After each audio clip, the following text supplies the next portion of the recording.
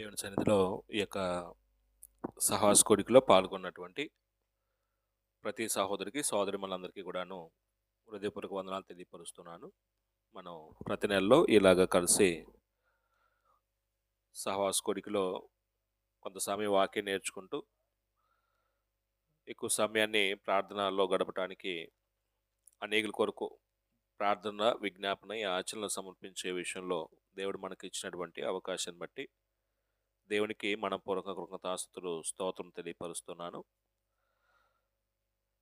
అంటే కొంత సమయం వాక్యం నేర్చుకుందాం. తదుపరి మనం కొంత సమయం ప్రార్థనలో గడపడానికి సమయాన్ని వెచ్చించుకుందాం. ప్రార్థన చేసుకుందాం. ముందు దేవుని మాటలు విను శ్వాస సంబంధం జీవితాన్ని మెరుగుపరుచుకోవడానికి అవసరమైన సంగతులు దేవుడు మన హృదయాల్లో మన హృదయాంతరంగా నెరిగిన వాడు దేవుడు. మనకి ఏది అవసరమో ఆ సంగతులు నేర్పించే విషయంలో దేవుడు మనకి ఇచ్చినటువంటి అవకాశం మనం సద్వినియోగం చేసుకుందాం. ప్రార్థన చేసుకుందాం. పరిశుద్ధులకు మా తండ్రి, కరుణా సంపన్నుడ, మీ మహోన్నతమైన శ్రేష్టమైన ఘనమైన ఉన్నతమైన నామాన్ని బట్టి మీకు స్తుతులు స్తోత్రం తెలియపరుస్తూ ఉన్నాము. మమ్మలను మిక్కిలిగా ప్రేమిస్తూ మా పట్ల అమితమైన కృప చూపిస్తూ మాకు అవసరమగు భౌతిక ఆత్మీయ సంబంధమైనటువంటి ప్రతి ఆశీర్వాదాన్ని మా ప్రభుని క్రీస్తునందు మీరు అనుగ్రహిస్తూ ఉన్నందులకై మనపూర్వక కృతజ్ఞతాస్తుతులు స్తోత్రం తెలియపరుస్తూ ఉన్నాం తండ్రి. సమయంలో మీ సన్నిధిలో మేము మీ వాక్యం నేర్చుకోవడానికి, మీ వాక్య క్రమం చొప్పున మా జీవితాన్ని కట్టుకునేందుకు మీ సహాయం కోరుతూ ఉన్నాం. అయ్యా, మా హృదయాంతరంగా నెరిగిన తండ్రి మీరు మాకు ఏ విషయాలు అవసరమై ఉన్నవో ఆ సంగతులు స్పష్టంగా గ్రంథం ఆధారం చేసుకొని నేర్చుకుంటూ మా విశ్వాసాన్ని మెరుగుపరుచుకోగలిగే భాగ్యము అటు జ్ఞాన వివేకాలు మీరు మాకు దయచేస్తారు నమ్ముతూ నాయన వచ్చిన ప్రతి సహోదరుని సహోదరి మనల్ని మీరు దీవించి ఇంకా ఎందరైతే ఈ కార్యక్రమానికి నాయన ఆహ్వానించబడి ఉన్నారో, ఈ కార్యక్రమం జరుగుతుందనే సంగతి తెలిసిన వారు ఉన్నారో, వారును ఈ కార్యక్రమంలో పాల్పంపులు పొంది దీవించబట్టుకు మీ కృప చూపిస్తారని నమ్ముతూ మీ యొక్క సమయోచితమైన సహాయం మా అందరి జీవితాల్లో మెండుగా దయచేస్తారని నమ్ముతూ మరోసారి ఈ మా మనవులన్నీ కూడాను యేసుక్రీస్తు వారి పరిశుద్ధమైన నామంలో వినయం చేత బ్రతిమలాడి వేడుకుని ప్రార్థిస్తున్నాం తండ్రి. ఆమేన్. మరోసారి మీ అందరికీ వందనాలండి.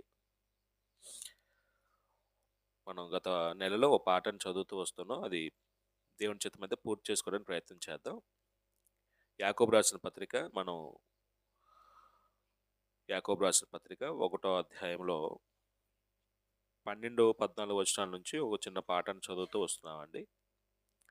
అది ప్రభు చిత్తమైతే మరి కొన్ని విషయాలు నేర్చుకోవడానికి ప్రయత్నం చేద్దాం.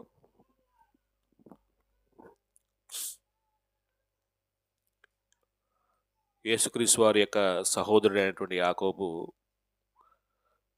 చెదరినటువంటి 12 గోత్రాల వారికి విశ్వాసులుగా వాళ్ళు ఎదుర్కొన్నటువంటి శ్రమల్లో చెదరిపోయిన సందర్భంలో వాళ్ళకి శుభమని చెప్పి యాకోబు రాస్తూ 12, 14 వచనాల్లో ఉన్నటువంటి భాగాన్ని గత నెలలో ఒక పాఠంగా చెప్తూ వచ్చాం. అది ఆలోచించేద్దాం. శోధన సహించువాడు ధన్యుడు, అతడు శోధనకు నిలిచిన వాడే. ప్రభు తన్ను ప్రేమించిన వానికి వాగ్దానం చేసిన జీవ కిరీటమును పొందును. దేవుడు కీడి విషయమే శోధింపబడినారడు. ఆయన ఎవరిని శోధింపడు గనుక ఎవడెన్నో శోధింపబడినప్పుడు నేను దేవుని చేత శోధించబడుతున్నాను అనకూడదు. ప్రతివాడు తన స్వకీయమైన దురాశ చేత ఎడబడి మరలు కొల్పబడిన వాడే శోధించబడును. దురాశ గర్భం ధరించి పాపం కనగా పాపం పరిపక్వమే మరణం కనును. అంటే ఈ భాగం నుంచి ఒక పాఠం చెప్పుకుంటూ వస్తున్నామండి. శోధన సహించువాడు ధన్యుడు అనే పాఠం గత నెలలో మనం చెప్పుకున్నాం. శోధన సహించువాడు ధన్యుడు.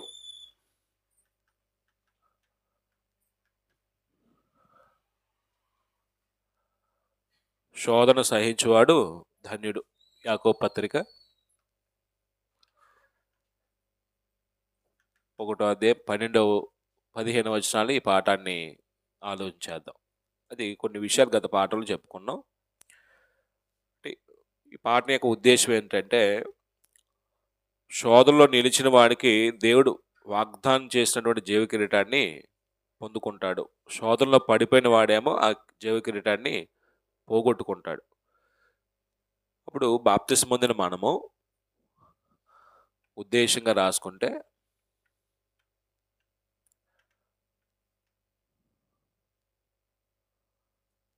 విశ్వాసి శోధనలో నిలిచి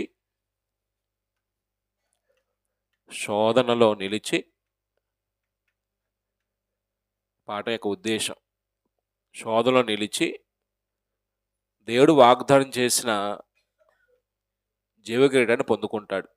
వాగ్దానం చేసిన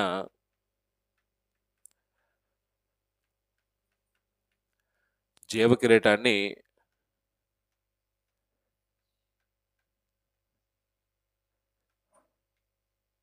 పొందుకుంటాడు. పాట యొక్క ఉద్దేశం ఇదండి.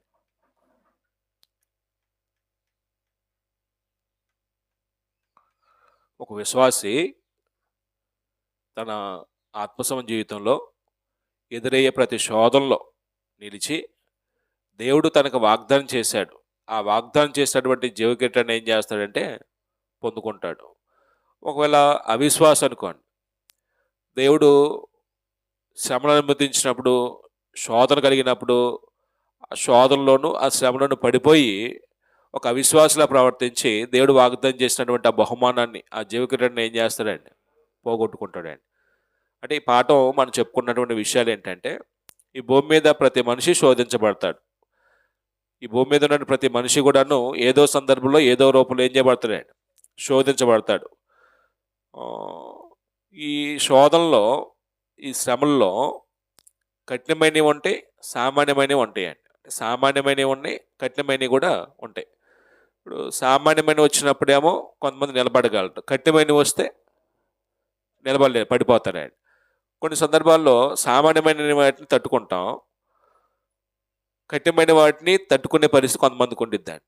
అది యోబు లాంటి వాళ్ళకి, అబ్రహాం లాంటి వాళ్ళకి, సామాన్యులకి వల్ల కాదు. అది సామాన్యమైనవి వస్తాయి, కఠినమైనవి కూడా వస్తాయి. అప్పుడు కొంతమంది సామాన్యమైన వాటిని కూడా తట్టుకోలేరండి. సామాన్యమైన వాటిలో కూడా ఏమవుతున్నారు? పడిపోతున్నారండి. అంటే నువ్వు ఒక విశ్వాసం అయితే ఆ విశ్వాసాన్ని దేవుడు ఏం చేస్తాడంటే వన్నికి తేవటానికి దేవుడు అనుమతిస్తాడు. అది శ్రమ రూపంలో కావచ్చు, శోధన రూపంలో కావచ్చు. అప్పుడు సామాన్యమైన వాటిని విషయంలోనూ, కఠినమైన వాటి విషయంలోనూ ఒక విశ్వాసంగా మనం ఎలా స్పందించాలంటే, దేవుడు నాకు అనుమతించాడు కాబట్టి దాంట్లో నేను తట్టుకొని నిలబడగలగాలి అని మన గత పాఠంలో చెప్పుకుంటూ వచ్చామండి. సామాన్యంగా అంటే మీకు ఇప్పుడు మనం మీటింగ్ పెట్టుకున్నాం ఈరోజు, బోర్ను వర్షం పడుతుంది అనుకోండి, ఎలా ఉండిద్దండి? ఇప్పుడు వర్షం పడుతున్నప్పుడు మీటింగ్ పెట్టుకుంటే అది కొనసాగదండి, వచ్చేవాళ్ళు ఎవరు కూడా రాలేరు. అది సామాన్యమైనది. మనమేమో ఒక ఆలోచనతో చాలామందికి వాక్యం నేర్పిద్దామని ప్రయత్నంతో మీటింగ్ పెట్టుకుంటాం. ఆ వర్షం పడటం వల్ల మొత్తం ఏమైపోయిందండి? మనంతా ఆ రోజు పాడైపోయిందండి. అది శోధనే మనకి, అది మనసును నొప్పించే శ్రమే. కొంతమంది ప్రభుని నమ్మిన తర్వాత కుటుంబాల్లో కొంత వ్యతిరేకత ఎదుర్కొంటారండి. మీరు ప్రార్థనకు వస్తున్నారు, ఈరోజు పని ఉంది ఇంట్లో, చేలో ప్రార్థన లేదే లేదురా చెరికి వెళ్దాం అన్నాడు. అప్పుడు అది కఠినమైన శ్రమ అండి. దేవుని సంధికి వచ్చే విషయంలో మనసును సిద్ధం చేసుకొని దేవుని సంధికి వెళ్ళాలి. ఈరోజు ఉపవాస కూడిక జరుగుతుంది, సహవాస కూడికలు పాల్గొని అనేకుల కొరకు ప్రార్థన చేయాలి, మేము ఆత్మీయ బ్రతకడానికే ఈ కూడికని పెట్టుకుంటున్నాం అని ఒక ఆశతో ప్రార్థన రెడీ అవుతుంటే, ప్రార్థన లేదే మనేసి ప్రార్థన పొలం వెళ్దాం, లేకపోతే ఆ పనికి వెళ్దాం, ఈ పనికి వెళ్దాం అన్నారు. అది కఠినమైన శోధన అండి. అంటే సామాన్యమైన శోధనలు ఉంటాయి, కఠినమైన శోధనలు ఉంటాయండి. అప్పుడు ఒక విశ్వాసగా మనం ఎలా స్పందించాలి ఆ శోధన వచ్చినప్పుడు, శ్రమ వచ్చినప్పుడు అనేది మనం నేర్చుకుంటూ వస్తూ ఉన్నాం. ఇప్పుడు శ్రమ వచ్చినప్పుడు సామాన్యంగా మనం ఏం చేస్తామంటే శ్రమల్లో పడిపోతామండి. కానీ బైబిల్ ఏం చెప్తుంది? సహిస్తే, ఇక్కడ అన్నాడండి, నిలిచి ఉంటే, నిలిచిన వాడే. నిలవటం అంటే ఏంటండి? తట్టుకొని ఉండటం, పడిపోకుండా ఉండటం, సహించడం, భరించడం, ఓర్పు కలిగి ఉండటం అలాంటి ప్రతికూల పరిస్థితుల్లో. అలాంటి పరిస్థితిలో ఓర్చుకుంటే, నిలబడితే, తట్టుకుంటే, భరిస్తే దేవుడేం చేస్తాడండి? అది మనకి మేలుగా ఎంచుతాడు. ఆయన వాగ్దానం చేసినటువంటి బహుమానాన్ని మనకి ఇస్తాడండి. అది మనం గత పాఠంలో చెప్పుకుంటూ వచ్చాం. అప్పుడు మొట్టమొదట మనం చెప్పుకుంది ఏంటంటే, శోధన అనే మాటకి అర్థం చెప్పుకున్నామండి. ఒకటి శోధన అనగా చెప్తారు ఎవరైనా శోధన అనే మాటకి అర్థం? అంటే గ్రీకులో పేరాస్మోస్ అనే పదం ఉపయోగించాడు, ఇంగ్లీష్లో టెంప్టేషన్ అన్నాడు.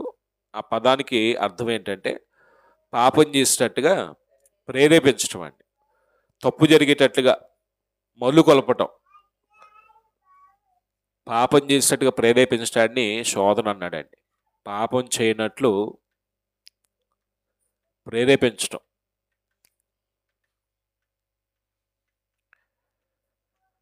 ప్రేరేపించటం లేకపోతే మరలు కొలపబట్టం, తప్పు చేసేటట్టుగా మరలు కొలపబట్టం.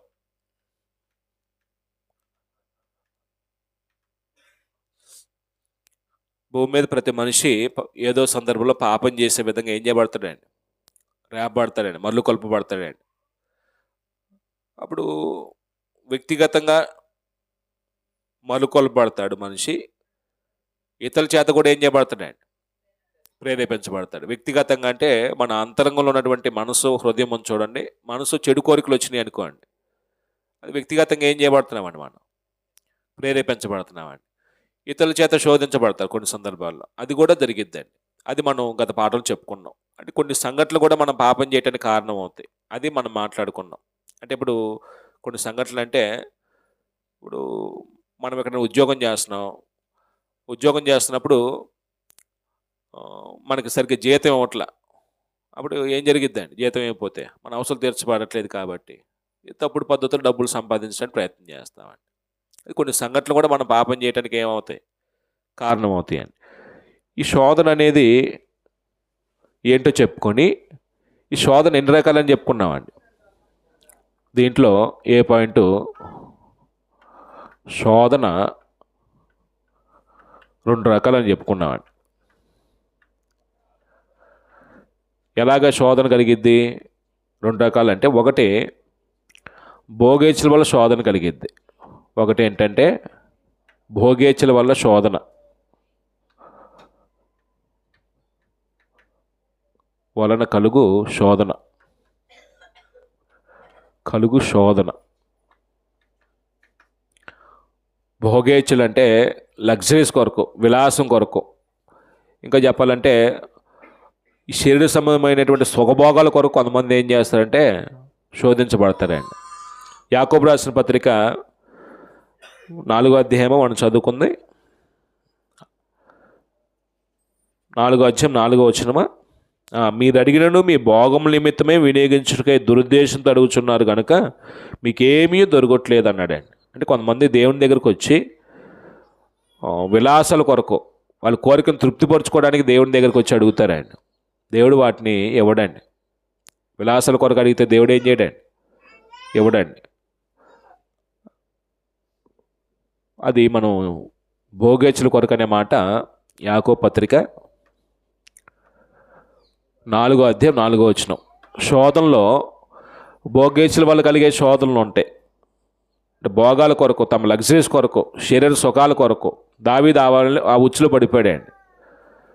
ఆశించి ఏం చేశాడండి? పరస్త్రీని తప్పు చేశాడండి. జీవితకాలం దేవుడు ఆయనకి ఏం చేశాడండి?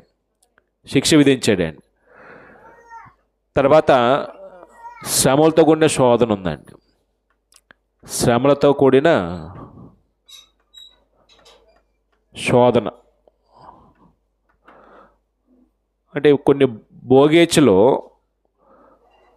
శరీర ఇచ్చల కొరకు మనుషులు పాపం చేసే పరిస్థితి వచ్చిందంటానికి ఎగ్జాంపుల్ ఎవరిని చెప్పుకున్నాం అంటే దావీదుని గురించి మాట్లాడుకున్నాం. ఇంకా చెప్పాలంటే మీ దగ్గరికి ఎవరైనా వచ్చి ఓ 10,000 కొడితే ₹1,00,000 వస్తాయంటే అది కూడా శోధనేనండి. మనం 10,000 కడితే ₹1,00,000 వస్తాయంటే మనం ఏం చేస్తాం? మన దగ్గర లేకపోయినా అప్పు చేసి మరీ కడతాం. కారణం ఏంటంటే ₹1,00,000 చూస్తామండి. మనం ₹1,00,000 వచ్చేస్తే మన అవసరం తీర్చబడతాయి అని కక్కుర్తాయండి. పోతే 10,000 వస్తే ₹1,00,000 అంటే 90,000 మనం మిగులుతాయి అనుకుంటామండి. 10,000 పోయేది చూడవండి. అది ఏ శోధన అండి? భోగేచ్చుల కొరకు శోధన అండి, విలాసుల కొరకు శోధన అండి. మనం ఇలాంటివి చాలా ఎదుర్కొంటున్నామండి ప్రస్తుతం. మనుషులందరూ కూడా ఈ ఉచ్చులో పడిపోతున్నారండి. నేను ఒకటే చెప్పాను, యాకోబు రాసిన పత్రిక కాకుండా తిమోతి పత్రికలో కూడా కొన్ని మాటలు చెప్తాడండి. నేను అంటే ఈ మళ్ళీ చెప్పుకున్నాం కాబట్టి మళ్ళీ అన్నీ ఇక్కడ ఆగితే టైం సరిపోదండి. ఈరోజు ముందుకెళ్ళాలి కొన్ని పాయింట్లు. భోగేచ్చులతో కూడిన శ్రమ చెప్పుకున్నాం. శ్రమలతో కూడిన శోధన. శోధన రెండో రకం ఏంటంటే శ్రమలతో కూడినటువంటి శోధన. శ్రమ అంటే ఏంటండి? ఆ డోర్ తీయండి. శ్రమ అంటే ఏంటండి? శ్రమ అంటే ఏంటండి?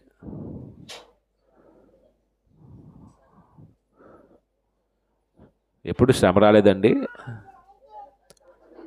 శ్రమ అంటే ఏంటండి? ఆశ్చర్యపోయి చెబుతున్నారు ఏంటండి? ఎప్పుడు శ్రమ రాలేదు మీకు? మనసును నొప్పించేదండి, మనసును బాధ పెట్టేదండి, హృదయాన్ని మనసును గాయం చేసేదండి శ్రమ అండి. అంటే శ్రమ ఎలా శోధించబట్టడానికి కారణమైంది? శ్రమలతో కూడిన శోధన అని చెప్పుకున్నాం. పేతురు రాసిన మొదటి పత్రిక 4:12 చెప్పాడు ఆ మాటలో. ఈ యొక్క శ్రమలండి. పేతురు 4:12 అది కూడా చదివేద్దాం.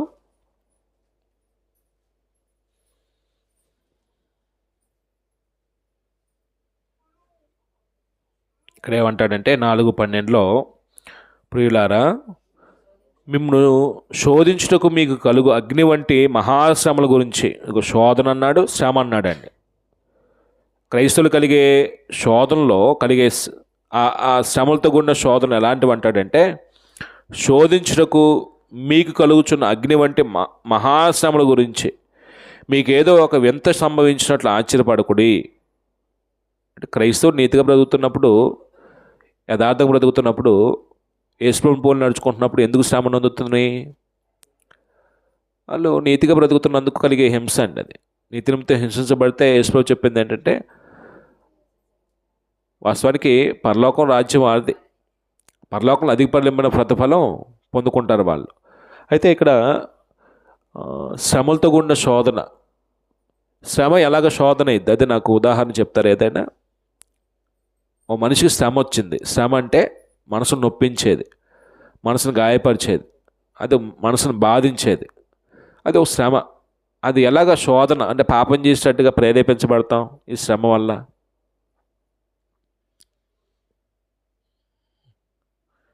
ఏదైనా శ్రమ వచ్చిందండి, ఏదైనా శ్రమ చెప్పండి.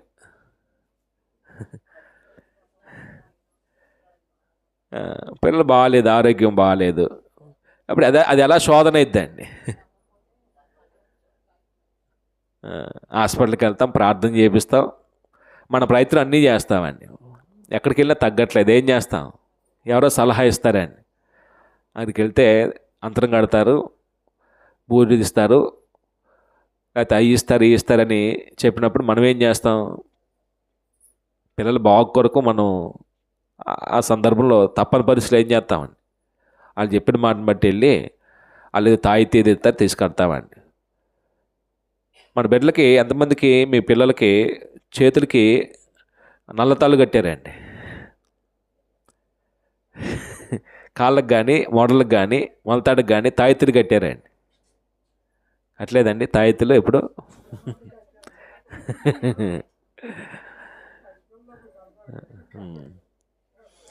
మనం దేవుణ్ణి నమ్మిన తర్వాత కట్టకూడదండి అవి.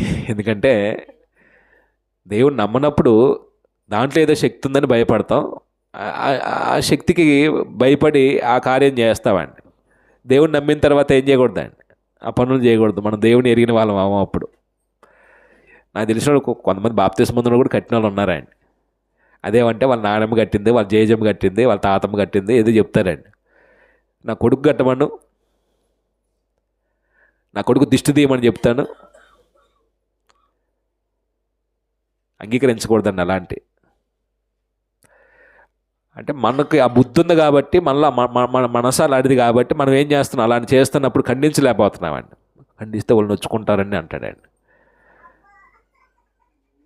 పిల్లలకి కాడింది ఏది పెడుతున్నారు, ఏం చేస్తామండి? ఏమి కాదులే, వాళ్ళు ఏమనుకుంటారు ఏమనంటే అంట వదిలిపెడతావా? అరగంద పెడుతున్నారండి మీ పిల్లలకి మీ ముందే, ఏం చేస్తారండి? అక్కడైతే ఖండిస్తామండి, పిల్లలు బాధపడతాడండి, వాడికి అరగట్లేదు కాబట్టి పరిస్థితి చెబుతామండి. కానీ ఇలాంటి సందర్భంలో మాత్రం మనం ఏం చేయమండి? దేవుడు బాధపడతాడనే విషయం చెప్పమండి, దేవుడికి అసహ్యం అలాంటి కార్యాలను చెప్పమండి. అక్కడ దేవుడు మనకు ఒక అవకాశం ఇచ్చాడండి, వాళ్ళకి దేవుడి సంబంధమైన నీతిని చెప్పడానికి ఒక అవకాశం దేవుడు ఇచ్చాడండి. రక్షించేది అవి కాదు, దేవుడు రక్షిస్తాడు. వాటిలో ఏం శక్తి ఉన్నదని దేవుడి యొక్క సార్వభౌమ అధికారం, ఆయన సర్వశక్తిని ఏం చేయాలండి? అలాంటి సందర్భంలో నెమ్మదిగా వాళ్ళకి చెప్పాలండి, నొప్పించకుండా చెప్పే విధంగా దేవుడు ఒక అవకాశం ఇచ్చాడండి. మనం ఏం చేస్తామంటే వాళ్ళు ఏమనుకుంటారని వదిలేస్తామండి. కొంచెం వివేకంతో ఉండాలండి. అలాంటి అంటే ఒక శ్రమ ఒక వ్యక్తిని ఏం చేస్తుందంటే పాపం చేయడానికి ప్రేరేపించిద్దండి. మనం మనం పాఠం ముందుకెళ్తే అవి ఎలా సంభవిస్తే కొన్ని సందర్భాలు నేను చెప్తాను వివరంగా. అప్పుడు ఈ శ్రమలు ఎన్ని రకాలని చెప్పుకున్నాం? 2 రకాలు. ఒకటేంటండి?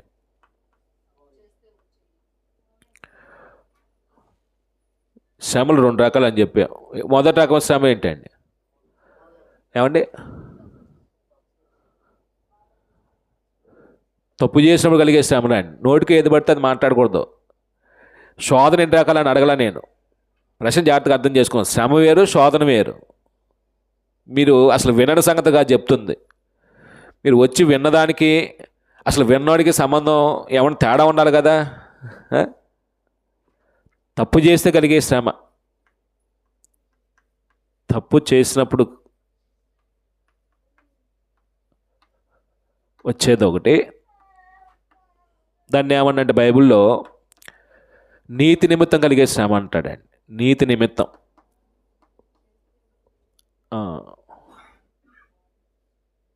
తప్పు చేస్తే వచ్చేది పాపం చేయటం వల్ల కలిగే శ్రమ, పాపం చేయటం వల్ల.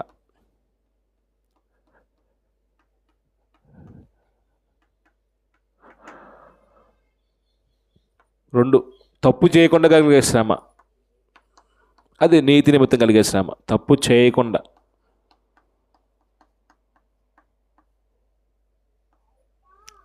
ఏ తప్పు చేయలేదు కానీ శ్రమ వస్తుంది.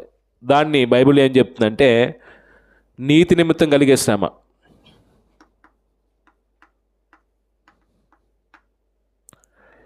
దీన్ని అన్యాయంగా శ్రమను అందటం అన్నాడు. అన్యాయంగా. దీన్నేమో న్యాయంగా శ్రమను అందటం అన్నాడండి. తప్పు చేస్తే కలిగే శిక్ష న్యాయంగా వచ్చేదా, అన్యాయంగా వచ్చేదా? అమ్మ, తప్పు చేస్తే అన్యాయంగానా? మీరు దొంగతనం చేయండి, పట్టుకొని కొడతారు, అది అన్యాయం కదా. అది న్యాయంగా వచ్చేదండి. మీరు దొంగతనం చేయలే కానీ దొంగ అన్నారు, అది అన్యాయం అండి. చేయింది చేసేవంటే బాధ కలిగిద్దా లేదా? అది శ్రమ అండి. అది నేను అంటుంది న్యాయంగా కలిగే శ్రమ. దీనికి వచ్చిన ఏమైనా ఉందా? 1 పేతురు పత్రిక 2వ అధ్యాయము 19-20 వచనాలు. ఎవడైనా అన్యాయంగా శ్రమ పొందుతున్నప్పుడు మంచి మనస్సాక్షి కలిగి ఉంటే అది దేవుని దృష్టి అనేది అంటాడంటే హితం అన్నాడండి. తప్పుదెముడికి ఎక్కగలిగే దెబ్బలు తిన్నప్పుడు సహిస్తే వానికి ఏమి గలము అంటాడండి. క్రైస్తవుడు ఎందుకు పిలువబడ్డాడంటే మేలు చేసి బాధపడటానికి పిలువబడ్డాడండి. అంటే ఈ భూమి మీద మనం అందరం కూడాను సువార్త ద్వారా పిలువబడి దేవుని కుమారులుగా బ్రతికే విషయంలో ఎందుకు పిలువబడ్డాం అంటాడండి. మేలు చేసి ఇతరులకు మంచి చేసి శ్రమ పట్టడానికి పిలువబడ్డాం అంట. ఎవరు అంగీకరిస్తారా మాటలు? మంచి చేసి నిందించబడటానికి ఎవడైనా ఇష్టపడతాడా? మంచి చేసి శ్రమ పట్టడానికి ఇష్టపడతారా? తప్పు చేసి శ్రమ పట్టమే మనకు నచ్చదు. తప్పుడు పని చేస్తాం, ఒక మాట అంటే మనం ఏం చేయమండి, ఓర్చుకోలేమండి. 1గా 4 అనేస్తామండి. తప్పు చేయకుండా మరి పెడతామా దాన్ని? అందుకే పేతురు రాసిన పత్రిక కూడా స్పష్టంగా చెప్పాడండి, మేలు చేసి బాధపడినప్పుడు మీరు సహించిన అది దేవునికి హితమగును, ఎందుకు మీరు పిలువబడతారు అందుకు ఉదాహరణ, క్రీస్తు మీ కొరకు బాధపడి మీరు తన అడుగుజాలు నడుచుకున్నట్లు ఏం చేశాడు? మీకు మనందరికీ ఆయన మాదిరించిపోయాను. యేసుప్రభు ఏ రకం శ్రమలు పొందాడండి? తప్పు చేసి శ్రమ పొందాడా? తప్పు చేయకుండా శ్రమ పొందాడా? తప్పు చేయకుండా నీతి నిమిత్తం పొందిన శ్రమలు ఆయన. కాబట్టి ఇది దేవుని దృష్టిలో గొప్ప హితము, గొప్పది. ఇది సహిస్తే గొప్పదేం కాదండి. అప్పుడు నేడు లోకంలో మనకు ఎదురవుతున్నటువంటి శోధనలో కొన్ని చూద్దామండి. శోధన అంటే ఏంటో చూసాం, ఆ శోధనలో రకాలు కొన్ని చెప్పుకున్నాం. ఇంకో విషయం చూద్దాం. రెండోదిగా, నేడు లోకంలో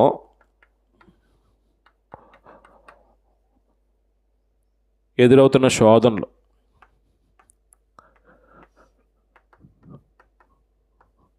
శోధనలు అంటే ఎలాంటి శోధనలు మనం ఎదుర్కొంటున్నామో కొన్ని సందర్భాల్లో జ్ఞాపకం చేసుకుందాం. మొట్టమొదటి ఎక్కడి నుంచి వద్దామండి? కుటుంబం నుంచి వద్దామా, సంఘం నుంచి వద్దామా, లేకపోతే ప్రభుత్వం నుంచి వద్దామా, లేకపోతే సమాజం నుంచి వద్దామా? ఎక్కడి నుంచి వద్దాం? మనం అందరం కుటుంబం నుంచి వచ్చిన వారం కాబట్టి కుటుంబంలో ఎదురయ్యే శోధనలు ఏంటో కొన్ని చూద్దాం. అవి ఒకవేళ మనం అలాంటి శోధనలు ఎదురవుతున్నప్పుడు ఎలా వ్యవహరించాలో కూడా తర్వాత మనం ఆలోచించేద్దాం. మొట్టమొదట కుటుంబంలో ఎదురవుతున్న శోధనలు,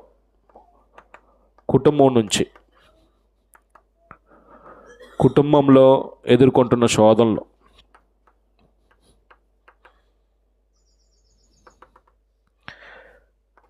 మీరు చెప్పండి ఏదైనా అమ్మ, మీరు సోదరులు చెప్పండి, మీరు చెప్తే ఏదైనా రాస్తాను. కుటుంబంలో ఎలాంటి శోధనలు ఎదుర్కొంటున్నారు? శోధన అంటే మనసులో పెట్టుకోండి, పాపం చేసినట్టు ప్రేరేపించబడటం. ఒకటి భోగేచులతో కూడిన శోధన ఉండిద్ది, రెండు శ్రమలతో కూడిన శోధన ఉండిద్ది. అంటే భోగాల కొరకు కొంతమంది పాపం చేస్తారు, శోధనలో పడి విలాసాల కొరకు. శ్రమ వచ్చినప్పుడు పాపం చేస్తారు. అంటే రెండిట్లో మనం ఏదో సందర్భంలో పాపం చేసే పరిస్థితి వస్తుంది. కుటుంబ వాతావరణంలో మనిషి పాపం చేసేటట్టుగా ఏ పరిస్థితులు కారణం అవుతున్నాయి? అది నా ప్రశ్న. ఏమి లేవా? వాడు చెప్పండి, ఉన్నాయి అన్నారు కదా.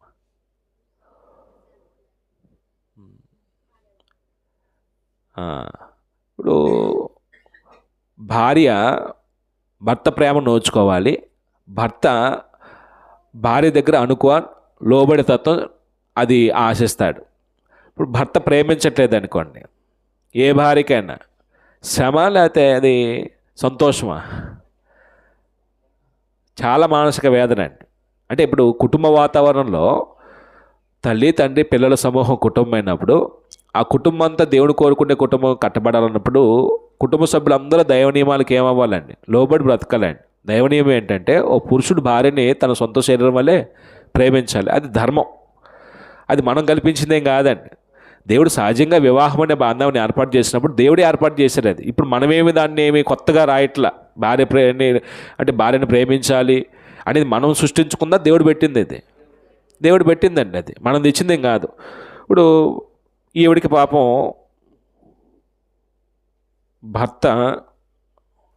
భర్త ప్రేమించట్లేదు.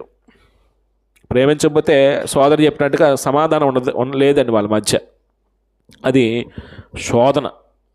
ప్రేమించట్లేదు, ప్రేమించకపోవుట. ఇంకొకటి,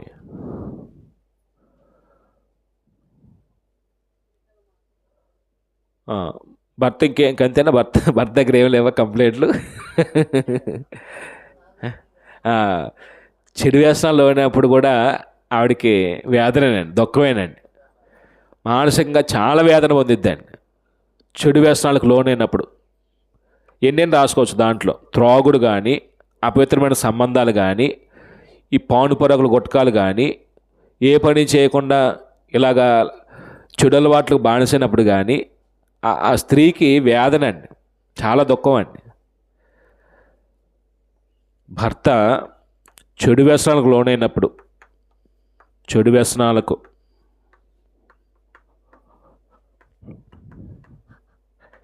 నాకు అనిపించింది, అంటే మీకు అనిపించొచ్చాము.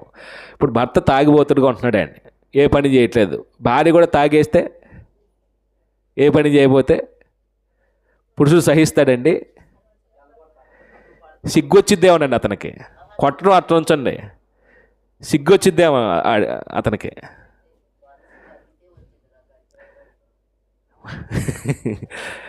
కొంతమందికి అదేముండదండి, అయ్యి ఉంటే ఎందుకు చేస్తారు ఈ పనులు? అసహ్యం అండి అది. అంటే కుటుంబ అవసరాలు తీర్చబోవటం శ్రమ కాదండి, శ్రమేనండి. ఇలా వందలు రాసుకోవచ్చండి. భర్త ఏ పని చేయకుండా పురుషుడు పనిచేసేవాడికి ఉండాలి. దేవుడు పనిచేసేవాడికి ఉండాలని కోరాడా, సోమరుడికి ఉండాలని కోరుకున్నాడా? ఏదో పని చేయాలండి. కష్టపడి మంచి పని చేసి సంపాదించి తన అవసరం తీర్చాలి, తన భార్య పిల్లల అవసరం తీర్చాలి. కుటుంబం దగ్గరికి వచ్చేసరికి అది నీతి అండి, ధర్మం అండి. ఏ పని చేయకుండా ఉండటం.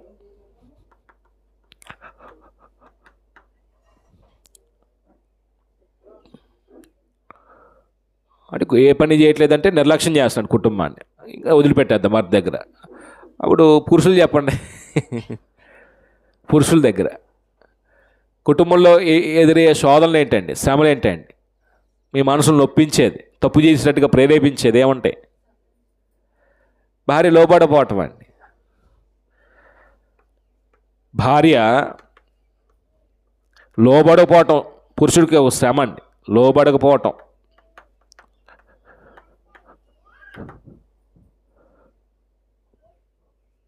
భార్య మాట వినపోవటం లోబడకపోవటానికి సమానం. పురుషుడి మీద పెత్తనం చేయాలని కోరుకుండిద్దండి కొంతమంది స్త్రీలు. పురుషుడిని గౌరవించడం, లోబడపోవడం తప్పు. దాన్ని పురుషుడు కొంచెం వాక్యం తెలుసుకొని కొంచెం అనుకోగలిగి ఉండాలి, చెప్పుకుంటే అమ్మ అలా కాదమ్మ అలా కాదమ్మ అలా కాదమ్మ చెప్తున్నప్పుడు అతని మీద పెత్తనం చేయడానికి ప్రయత్నం చేసేవాళ్ళు ఉంటారండి. నేను చూశాను కొంతమందిని. ఎజ్బేల్ అంటారండి వాళ్ళు. బైబిల్ చరిత్రలో బహు భయంకరాలైన స్త్రీ ఉందండి ఎజ్బేల్. కుటుంబాన్ని సర్వనాశనం చేసిందండి ఆవిడ. అహాబ్ భార్య ఎజ్బేల్ అండి. అంటే పురుషుడి మీద పెత్తనం కోరుకునిద్దండి. అది శ్రమ అండి. పురుషునిపై ఆధిక్యత కోరుట గెలవనీయరండి కొంతమంది స్త్రీలు. అంటే అన్ని కుటుంబాలు కాదు, కొన్ని కుటుంబాల్లో చదువును బట్టి ఉద్యోగాన్ని బట్టి వచ్చినటువంటి కొంచెం అతిశయం ఏం చేస్తంటే, నువ్వేంటి నన్ను పోషించేది, నేను పోషించుకుంటాను, నువ్వే నా దిక్కు అన్నట్టుగా కొంతమంది వ్యతిరేకంగా మాట్లాడతారండి. అంటే ఎంత సంపాదించిన స్త్రీ అయినా, ఎంత సంపాదించే ఒక ఉద్యోగరీత్యా కానీ పని చేసుకొని కానీ పురుషుడికి ఏం చేయబడాలండి? ఆ స్త్రీ లోబడి అంటూ స్త్రీకి అలంకారం అండి, గౌరవం అండి. అది దేవుని యొక్క ధర్మం అండి. దాన్ని మీరితే మాత్రం కుటుంబాలు నాశనం అయిపోతాయండి, విచ్ఛిన్నం అయిపోతాయండి. మనుషుల మధ్య సఖ్యత ఉండదండి, ఏకత్వం ఉండదండి. వాళ్ళిద్దరూ అసఖ్యంగా ఉంటారు, ఎప్పుడు దెబ్బలాడుకుంటుంటారు. వాళ్ళ యొక్క అసమాధాన స్థితి పిల్లల జీవితం మీద ఏమవుద్దండి? ప్రభావితం అయింది. పిల్లల భవిష్యత్తు నాశనం అయిపోయిందండి. పిల్లల క్రమశిక్షణలు పెరగరండి. పిల్లలకు దేవుని భయం ఉండదండి, తల్లి ప్రేమ ఉండదండి, తండ్రి ప్రేమ ఉండదండి. ఒక అనాగరికుల్లాగా పెరుగుతారండి. అలాంటి వాళ్ళు నాకు తెలుసండి, కొంతమంది చూస్తానండి నేను. ఇంకేమున్నాయండి కుటుంబంలో ఎదుర్కొనే శోధనలు? 6 పిల్లల మాట వినకపోవటం. ఇది ఒక శోధన అండి తల్లిదండ్రులకి, వినకపోవట. మాట వినకపోవటం అంటే పెద్దవారిని గౌరవించి వాళ్ళు చెప్పింది చేయకపోవటం మాట వినకపోవటం. దేవుని యొక్క ధర్మాన్ని మేరటం మాట వినకపోవటం. అంటే వాళ్ళు మేలు కోరి మంచి చెప్పినప్పుడు పిల్లలు మాట విన్నప్పుడు తల్లిదండ్రులకి అదేంటండి? అదొక శోధన అండి. వాళ్ళ మనశ్శాంతి ఉండదండి పిల్లలు మాట వినకపోతే. పిల్లలు మార్గం తప్పిపోతుంటే త్రాగుబోతులు గాను, ఆ పేకాట ఆడే వాళ్ళు గాను, చెడు స్నేహాలు తిరిగి పని బాట లేకుండా బజార్లో ఖాళీగా లాగా తిరుగుతూ ఉంటే ఆ తల్లిదండ్రులకు ఒక శ్రమ అండి. అది కూడా రాసుకోండి. పిల్లలు చెడు వ్యసనాలకు లోనవటం, పని బాట లేక వ్యసనాలకు లోనవటం.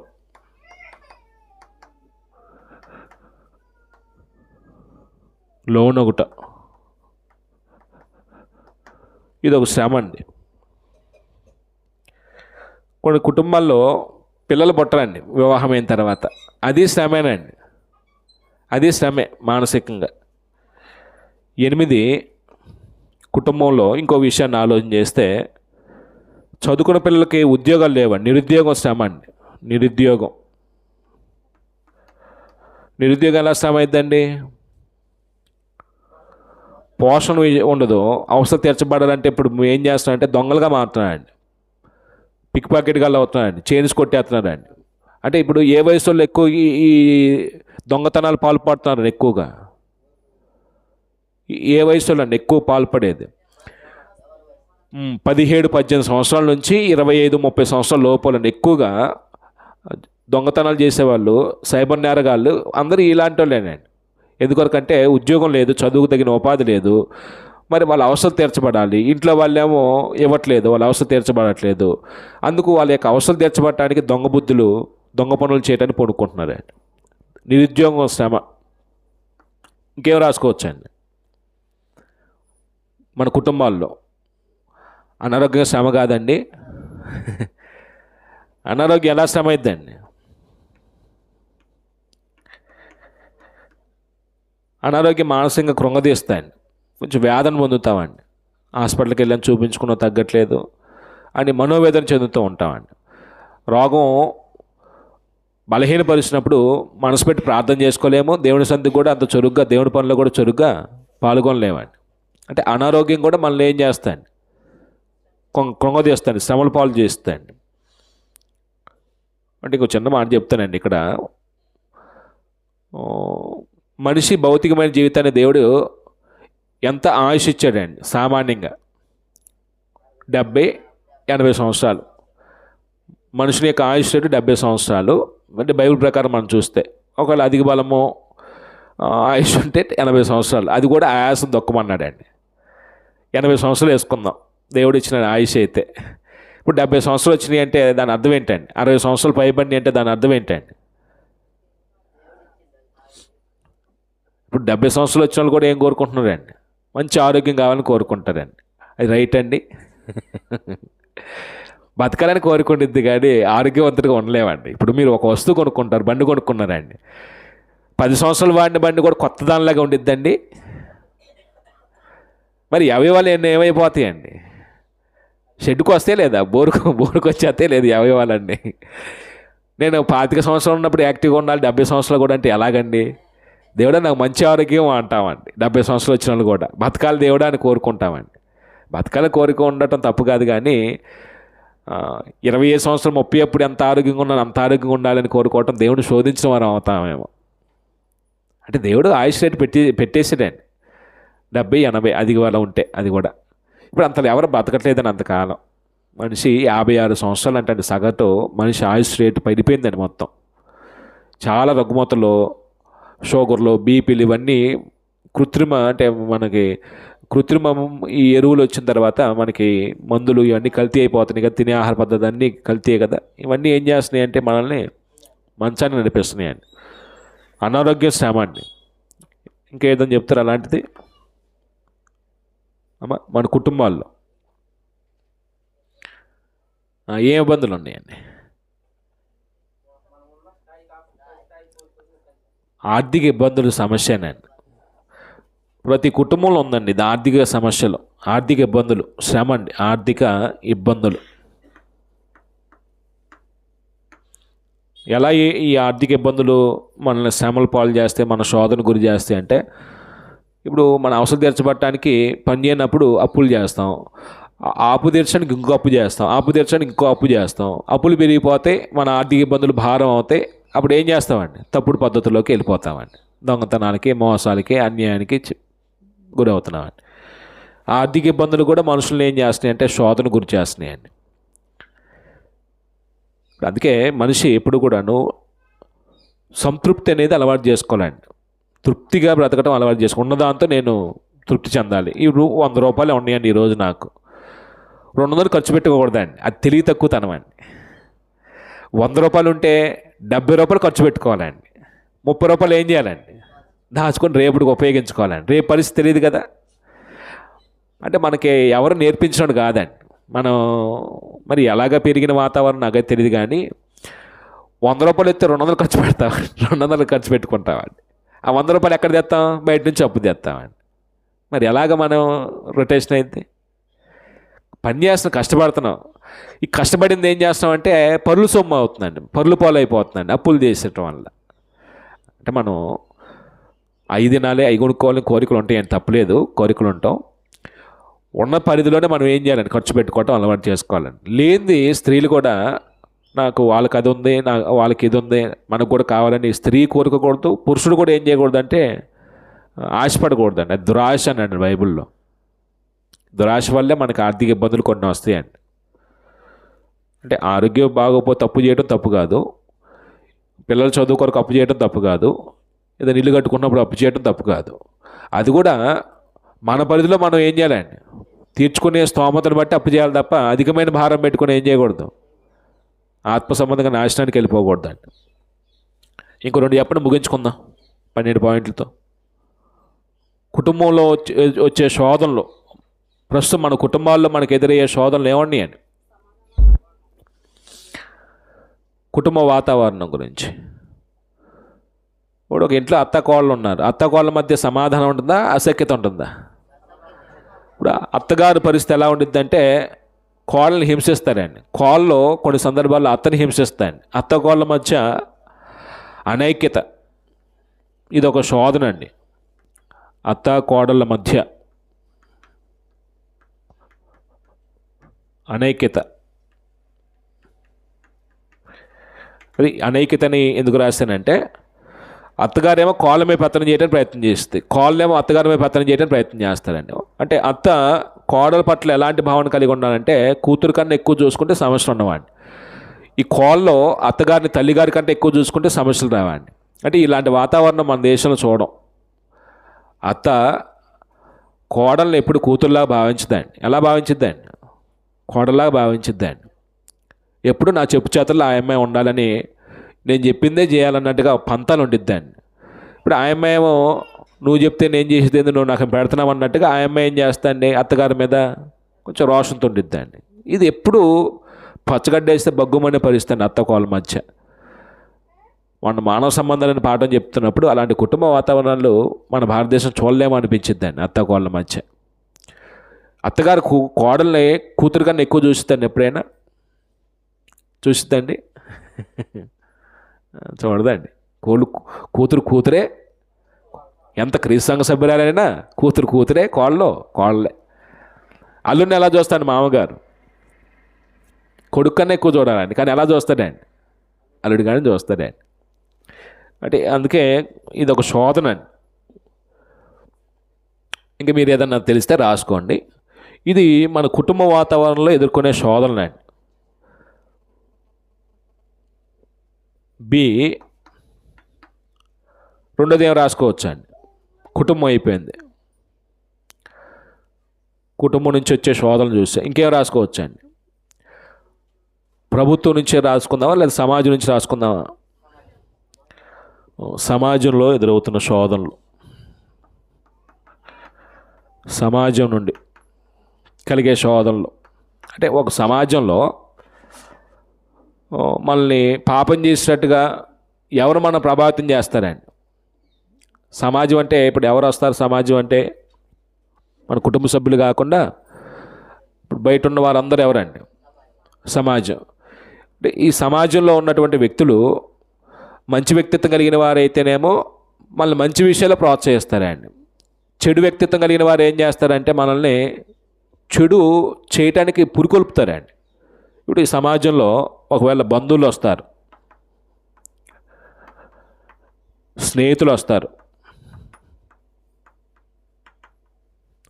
ఇరుగు పొరుగు వారు వస్తారు, వీళ్ళందరూ ఒకవేళ సమాజంగా చూసుకుంటే బంధువులు, స్నేహితులు, ఇరుగు పొరుగు వారు ఎలా పాపం చేసినట్టు ప్రేరేపిస్తారండి. పేతురు రాసిన పత్రికలో కొన్ని మాటలు చదివితే మనకి అర్థమైద్దండి. మనకి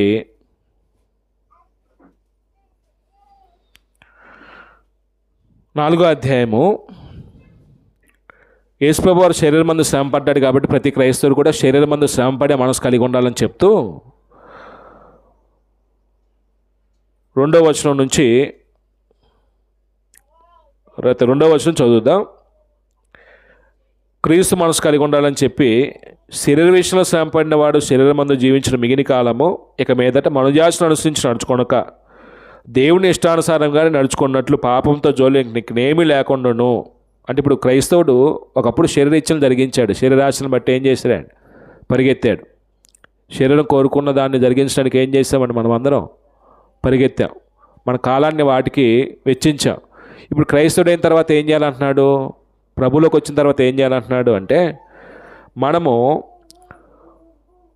కాదు ఇక మీదట అన్నాడండి. ఇక మీదట అంటే బాప్తిసం పొందిన తర్వాత జీవించే జీవితం ఇక మీదట మనుజాశను అనుసరించి నడుచుకొనక, మనుషుకున్నటువంటి ఆశలను బట్టి ఏం చేయకూడదు అంటే అనుసరించి నడుచుకోకూడదు. మరి ఎలా నడుచుకోవాలి అంటే దేవుని ఇష్టానుసారంగా నడుచుకున్నట్లు పాపంతో జోలినికి ఏమీ లేకుండాను.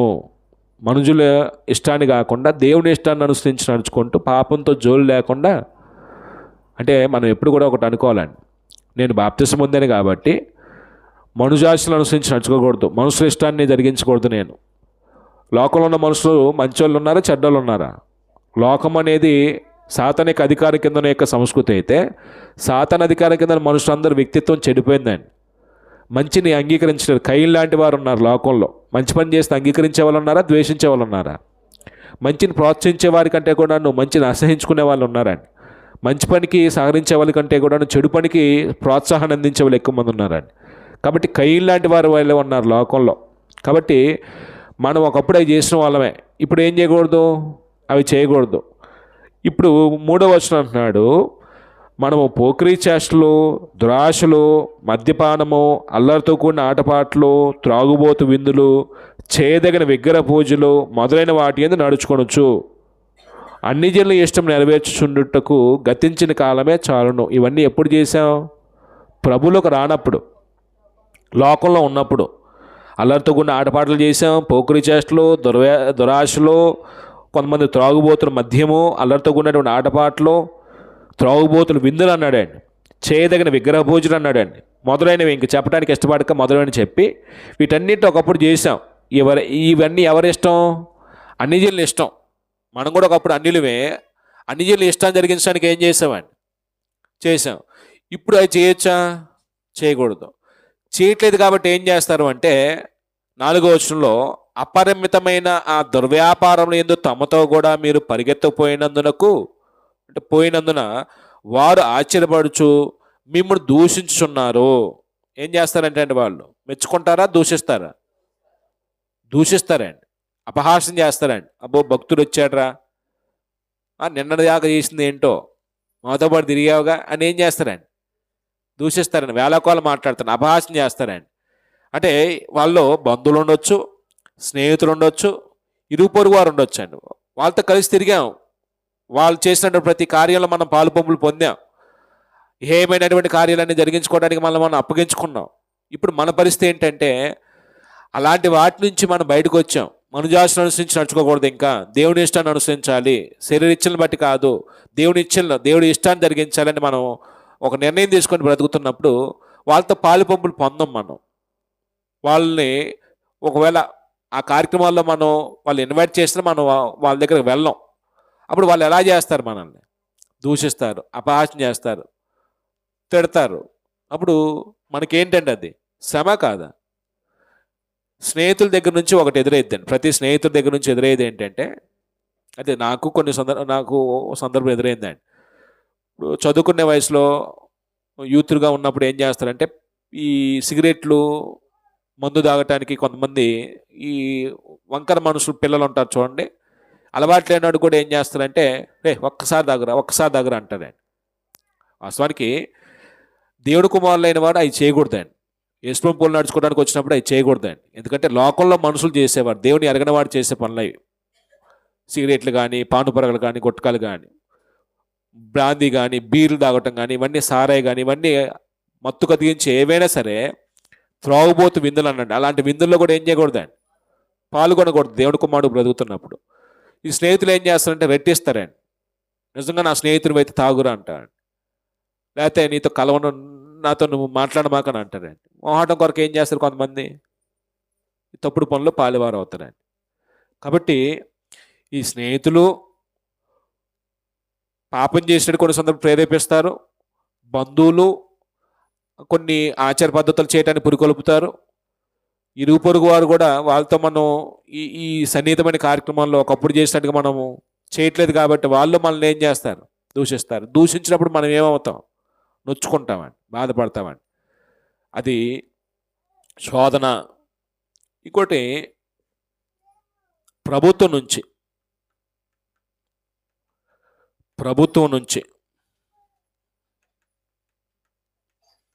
శోధనలు వస్తాయి. ప్రభుత్వ అధికారుల నుంచి ఎలా వస్తాయండి శ్రమలో, శోధనలో? బైబిల్ చరిత్రలో ఉదాహరణకి బబులోను చెరలో ఉన్నటువంటి దానియేలు, షడ్రక్, మెషక్, అబేద్నెగో గురించి చూడండి. వాళ్ళు దేవుని యొక్క ధర్మాన్ని తెలిసి ఏ విగ్రహ సంబంధమైనటువంటి అపవిత్రతను జరిగించడానికి వాళ్ళు ఇష్టపడే వాళ్ళు కాదండి. రాజు తినే భోజన పదార్థాలు తిని తమను తాము అపవిత్రపరచుకోకూడదు అనుకున్నవారండి. కానీ అక్కడ అధికారులు ఏం చేశారండి, ఆజ్ఞాపించారు లేదా? ఆజ్ఞాపించినప్పుడు అంటే దేవుడు అద్భుత రీతిగా అక్కడ అధికారుల మనసులు కదిలించాడు.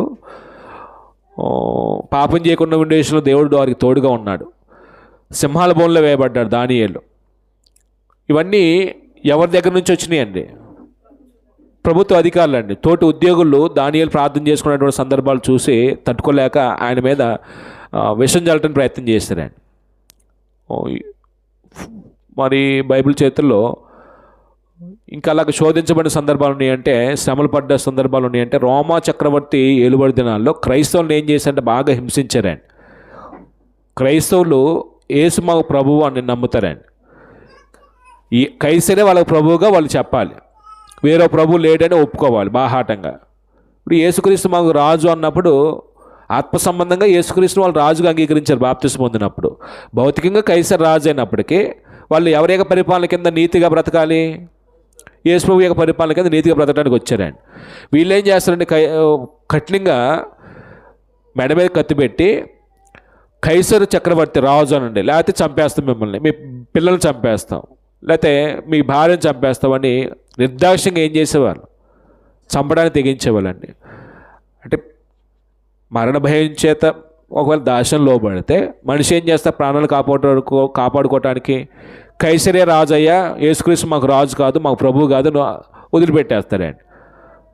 ప్రాణం పోయిన ప్రభు కొరకే కాబట్టి చచ్చిపోవడం భాగ్యం అనుకున్నవాడు ఏం చేస్తాడండి? నిద్ర వచ్చేస్తుందా? ప్రభు కొరకు బ్రతికేవాడు ఏం చేస్తాడండి? ప్రాణం పోయినా సరే, నిద్రపోతున్నా సరే ఏం చేయడండి? మాకు ప్రభు రాజు కాదని అండండి. ప్రభువే మాకు రాజు.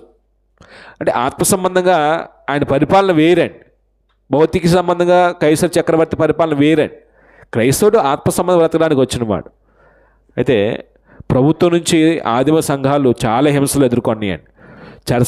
చెరసాల్లో వేయబడ్డారు, రంపాలతో కోయబడ్డారు, మనుషులు అగ్నిగుండకాల్లో వేయబడ్డారు, సింహాలకి ఆహారంగా వేయబడ్డారు, వేట కుక్కలకి బలిగా అయ్యారు. కీలు పూసేసి వాళ్ళు గుర్ర పందాలు పెట్టుకుంటున్నప్పుడు కీలు పూసేసి కాగడాలుగా దీపాలుగా పెట్టుకున్నారు క్రైస్తవుల్ని. అంటే ఇవన్నీ కూడాను వాళ్ళు నమ్మినటువంటి నీతిని ప్రకటిస్తున్నప్పుడు, ఆ సత్యం పక్షాన్ని నిలబడ్డప్పుడు వాళ్ళకి ఎదురైనటువంటి శ్రమలండి. ఇవన్నీ కూడాను కలిగినే లేదా శ్రమలో. అలాగనే ఇంకేమున్నాయండి అండి,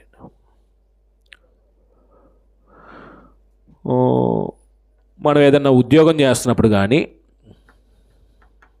మనం పని చేస్తున్నప్పుడు కానీ, పని చేసే చోట్ల మనకి శోధనలు వస్తాయండి. ఉద్యోగంలో కానీ పని చేసే చోట్ల కానీ ఎలా వస్తాయండి శోధనలు? ఒక ఉద్యోగస్తుడు ఉంటాడండి, ప్రభుని తెలియనప్పుడు ఏం చేస్తాడంటే లంచాలు తీసుకుంటాడండి, పరుని సొమ్ము ఆశిస్తాడండి.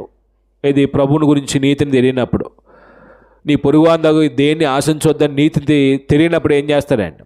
కక్కుర్తితో నా అవసరం తీర్చబడాలి, ఉన్నది సరిపోవట్లేదని ఆశించి లంచాలు కక్కుర్తి పడతాయండి. ప్రభుని గురించి తెలుసుకున్న తర్వాత, దేవుని వాక్యాన్ని స్పష్టంగా అర్థం చేసుకున్న తర్వాత ఇతరులది ఏది ఆశించొద్దని నమ్మితే ఇతను ఎవరిది ఆశించడండి. ఆశించిన వ్యక్తిని ఇతరులు ఏం చేస్తారండి? పై అధికారులు ఏం చేస్తారండి? వీడు తినడం మమ్మల్ని తిన్నాడు అని హింసిస్తారండి.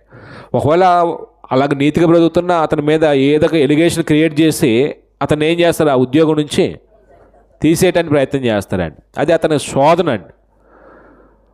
కొన్ని సందర్భాల్లో మనం ఉద్యోగం చేస్తాం, ఫస్ట్ తారీఖు రాగానే, మొదటి వారం రాగానే ఉద్యోగస్తుడికి ఏమన్నా ఆశ ఏంటంటే ఈ నెల కష్టపడ్డాను, దేవుడు నాకు జీతం ఇస్తాడు, అధికారుల దగ్గర నుంచి అనుకుంటాడు. జీతం మిగబడతారండి కొన్ని సందర్భాల్లో. పని చేయించుకొని జీతం ఎవరండి, అది శ్రమ కాదా? చాలా శ్రమ అండి. ఇప్పుడు మీరు కూలికి వెళ్తున్నారండి, రోజంతా పని చేసిన తర్వాత సాయంత్రానికి ఏం ఆశిస్తారు? ఒక రోజైనా 2 రోజులకైనా ఇస్తారని ఆశతో మీరు కష్టపడి పని చేస్తారండి. వారం అయింది డబ్బులు ఇవ్వట్లా, 10 రోజులు డబ్బులు ఇవ్వకపోతే మీకు ఎంత మానసికంగా క్షోభ ఉండిద్దండి? బాధ కాదు? పని చేసుకుని డబ్బులు అయిపోతే చాలా దారుణం అండి. పనివాడి కూలి బిగబట్టకూడదండి ఎప్పుడు కూడా. ఆ కూలి అంటండి బైబిల్లో చెప్తాడు, యాకోబు పత్రికలో, దేవుడు మొరబెట్టిద్ది అంటండి. దేవుడు అది పాపంగా ఇస్తాడండి. శాపగ్రస్తులం అవుతామండి మనం. ఎప్పుడు మనం పని చేసుకుని ఇతరుల దగ్గర మనం ఏం చేయకూడదండి, డబ్బులు ఆపకూడదండి. పని చేసినప్పుడు వాటి పనికి తగిన వేతనం ఇవ్వడం ధర్మం. అయితే పని చేస్తున్నప్పుడు నేను పనివారి గురించి మనం పని చేస్తే పై అధికారులు మన పట్ల ఎలా ఉండాలో చెప్తున్నాను. అధికారులు కొన్ని సందర్భాల్లో ఏం చేస్తారంటే మన వివక్ష చూపిస్తారండి. అంటే మనల్ని అణచివేయడానికి ప్రయత్నం చేస్తారు. అది శ్రమేనండి. మీరు ఒకవేళ ఒకరి కింద పని చేస్తున్నారు, 10ంటికి పనికి రావాలి, 10ంటికి రాలేదు, మీరు 11ంటికి వస్తున్నారు, 12ంటికి వస్తున్నారు, మీకు ఎలా అనిపించింది అండి? మీరు యజమానులు అయితే ఏమా ఇయర్ అప్పుడు వచ్చాను, ఏం పని చేస్తారు వీళ్ళు అనిపించుతాయండి. అది ఒక మానసిక వేదన అండి. పని వాళ్ళ టైంకి పని రారండి, చెప్పిన పని చేయరండి. అలాంటిది మానసికంగా ఎంత క్షోభ అండి, చాలా బాధ అండి. ఇప్పుడు మీరు అంటే ఇలాంటి పరిస్థితులు ఎప్పుడు ఎదుర్కొంటారంటే ఇల్లు కట్టిస్తున్నప్పుడు తెలిసిద్దండి. ఎంత హింసిస్తారోనండి. మనం చెప్పింది చేయరండి, ఎంత మోసం చేస్తారు పనిలో కూడాను, చాలా దారుణం చేస్తారండి. అంటే ఇవన్నీ అనుభవం అవుతాయండి నెమ్మదిగా నెమ్మదిగా. అంటే ఇప్పుడు ఒక పని చేస్తాను, డబ్బులు తీసుకుంటారు, పని చేయరండి, డబ్బులు మాత్రం వాడేస్తారండి, మళ్ళీ డబ్బులు అడుగుతారండి. అదేంటండి ఆయనకి, యజమానుడికి? శ్రమ అండి మానసికంగా. అంటే ఇవన్నీ మనల్ని ఏం చేస్తాయంటే మానసికంగా మన విశ్వాస సంబంధమైన జీవితం నుంచి బలహీనం చేసి దేవుడి నుంచి దూరం చేస్తాయండి. అది నేను చెప్పాలనుకున్న పాఠం. అంటే మనం ఎవరు అతిథులు కాదు ఇక్కడ, బోధించే నేను అతిథిని కాదు, వినే మీరేం అతిథులు కాదండి. మన జీవితంలో, మన వ్యక్తిగతంగా, మన కుటుంబాల్లో, సమాజంలో, మన బంధువుల్లో, మనం పనిచేసిన చోట్ల ఏదో విధంగా ఏదో రూపంలో అనేక ప్రతికూలమైనటువంటి శ్రమలు, శోధనలు మన చుట్టూ అలుముకుంటూ ఉంటాయి. ఆ శోధనలో నిలిచి ఉండాలని దేవుడు మనకి వాక్యం ద్వారా అనేక సందర్భాలు బోధ కలుగు చేస్తున్నాడు, ప్రోత్సహిస్తూ ఉన్నాడు. అప్పుడు కొన్ని విషయాలు రాసుకుంటే, మీరు ఇప్పుడు ఆదివారం ప్రార్థనకి వెళ్ళాలని ఆశ ఉండిద్దండి. కొంతమంది అధికారులకి ఆదివారం సెలవు ఇవ్వకుండా ఆదివారం కూడా ఏం పెట్టేస్తారండి, డ్యూటీ పెట్టారనుకోండి. అదేంటండి వాళ్ళకి ఆ డోర్ తీసేయిపోయారు, శ్రమేనండి. అంటే ఇవన్నీ మానసికంగా ఒక వ్యక్తి యొక్క విశ్వాసాన్ని ఏం చేస్తాయండి, బలహీనం చేస్తాయండి. ఉద్యోగంలో మనకి ఎదురయ్యే శ్రమలు పై అధికారుల ద్వారా,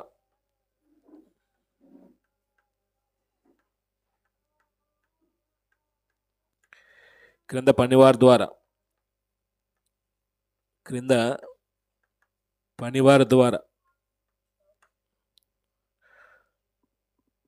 పై అధికారులు అంటే ఒకవేళ మనం పని చేసుకుని డబ్బులు ఎవరు, అది ఒక శ్రమ. మనం ఒకవేళ మిగిలిన పనివారితో సమానంగా మనం చూడరు. ఏదైనా అంటే కుల వివక్షత ఉంది కదా మన దేశంలో, అదొకటి మానసికంగా మన పై అధికారులు ఏం చేస్తారండి, తక్కువ స్థాయి వారిగా చూస్తారండి. అది చాలా మానసిక క్షోభ అండి. మొన్న ఒక సిస్టర్ గారు చెప్తున్నారండి, అంటే చాలా నీతిగా బ్రతుకుద్ది ఆవిడ, ఉన్నతమైనటువంటి స్థానంలో ఉండిద్ది, కానీ ఆవిడ దగ్గర కింది స్థాయి వాళ్ళు కూడా ఆవిడని గౌరవించడంటండి. ఆవిడేమో క్రైస్తవురాలు, కఠినంగా మాట్లాడకూడదు, ప్రేమతో చెప్పి చేయించుకోవాలనే మనస్తత్వంతో చెప్తుంటే ఒక్కరు మాటిండంటండి. ఒక ఉన్నత స్థాయిలో ఉన్నటువంటి ఆవిడే ఒక్కరు మాటిండంటండి. అది ఆవిడకి ఏంటండి, మానసికంగా చాలా క్షమ అండి. అంటే కింది వారి ద్వారా శ్రమలు వస్తాయి, పై అధికారుల ద్వారా కూడా శ్రమలు వస్తాయండి. సంఘంలో కూడా కొన్ని శ్రమలు ఉంటాయండి. సంఘం నుంచి కూడా పాపం చేసేటట్టుగా ప్రేరేపించబడతాం. ఎలాగైద్దండి సంఘంలో పాపం చేసేటట్టుగా ఎలాగ శోధనలు వస్తాయి మనకి, భోగేచ్చల వల్ల కానీ శోధనలు అంటే శ్రమలతో కూడి కానీ ఎలాగ సంభవించవచ్చు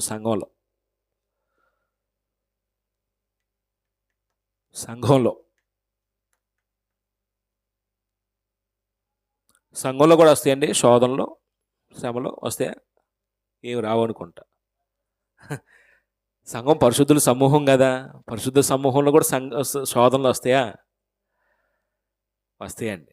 యేసుప్రభు చెప్పిన ఉపమానం ఒకటి ఉండిద్దండి, గురుగులు గోధుమలు. జీవితాన్ని మార్చుకోలేని వారు సంఘంలో ఉంటే ఇతరులు కూడా ఏం చేస్తారండి, వాళ్ళు కూడా కరప్ట్ చేస్తారండి. మారు మనసు లేని వాళ్ళు, బ్రతికే విషయం తీవ్రత లేని వారు మిగిలిన వాళ్ళకి అభ్యంతరకరంగా ఉంటారండి. విశ్వాసంగా వాళ్ళ జీవితాలను కొనసాగించలేరండి. ఇతరులు కూడా ఏం చేయలేరండి, కొనసాగించలేరండి. యోహాను పత్రికలు చెప్తాడు, ప్రధానత్వం కోరుకున్నాడు ఒక ఆయన సంఘంలో. స్వార్థ పరిచర్యకు నిమిత్తం ఒక ప్రాంతం నుంచి వస్తే చేర్చుకోవాల్సింది పోయి తాను చేర్చుకోనకుండా చేర్చుకునే వారిని సంఘం నుంచి ఏం చేస్తున్నాడు, వెలివేస్తూ అపోస్తులను ఏం చేస్తున్నాడండి, ధిక్కరిస్తున్నాడండి. సంఘం చేయాల్సిన పని వెలివేయటం అనేది తప్పు చేస్తే ఇతను ప్రధానత్వం కోరుకుని ఇతను ఏం చేస్తున్నాడండి, అతను వెలివేస్తున్నాడు ఇండివిజువల్గా.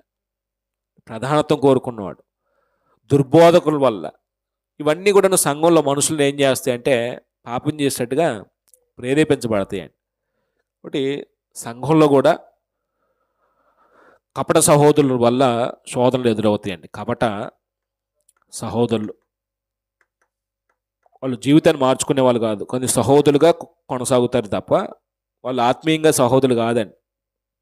మనం తిమోతి పత్రికలో మాట చెప్పుకున్నాం, పైకి భక్తి కలిగిన వారి వలె ఉండి దాని శక్తిని ఆశ్రయించిన వారు ఉంటారండి. దాని శక్తిని పొందుకోరండి, దాని శక్తి యొక్క ప్రభావం చేత నడిపించబడ్డారండి.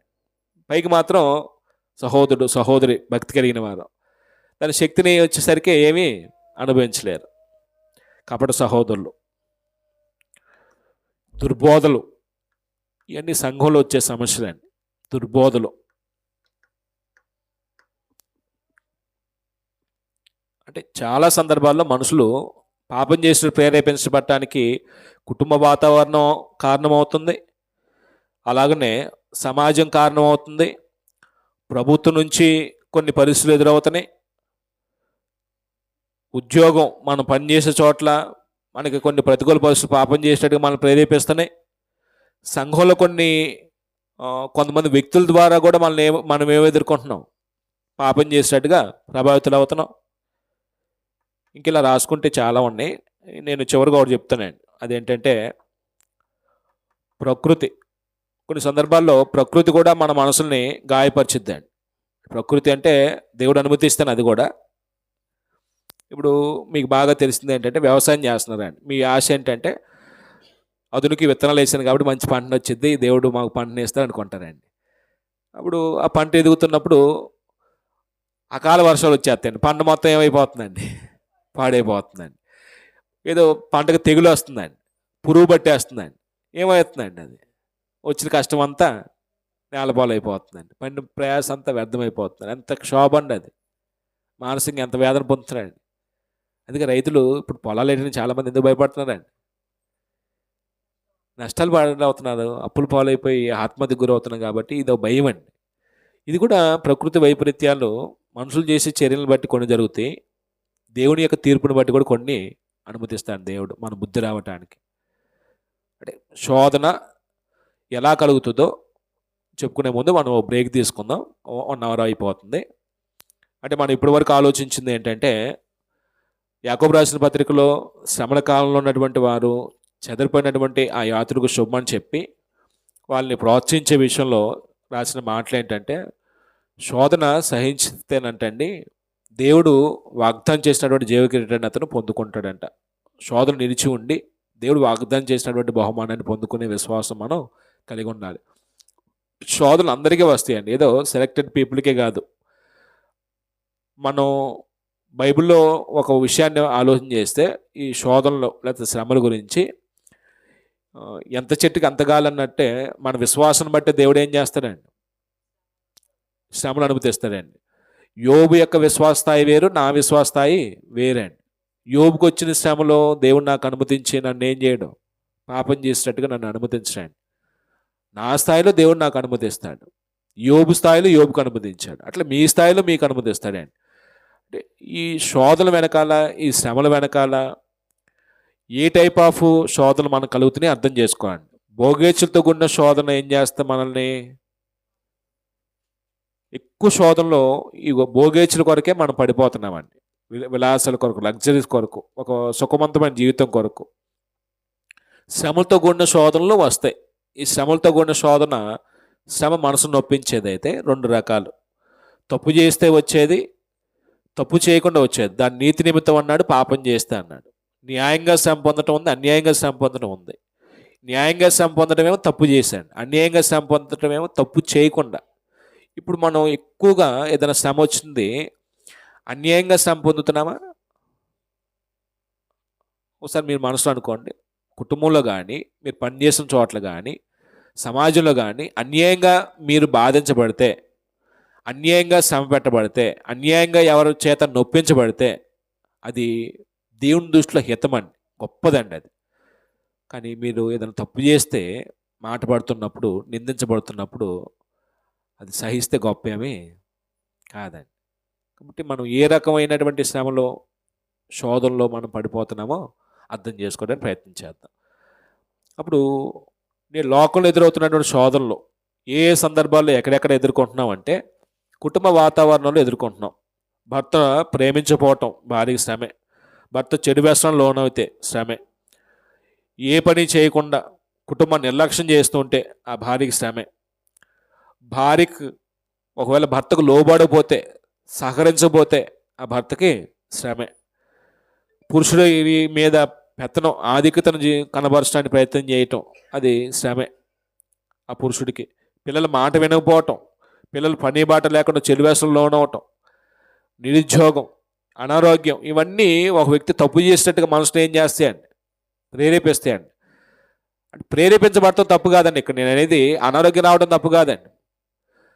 అలాంటి పరిస్థితుల్లో కూడా మనం ఏమవ్వాలి, నిలిచి ఉండాలనేది బైబిల్లో చెప్తున్నటువంటి ఒక సారాంశం అండి. ఎలాగండి అంటారేమో, ఎలాగో చెప్తారండి, బైబిల్లో కొన్ని ఉదాహరణలు చెప్తారండి.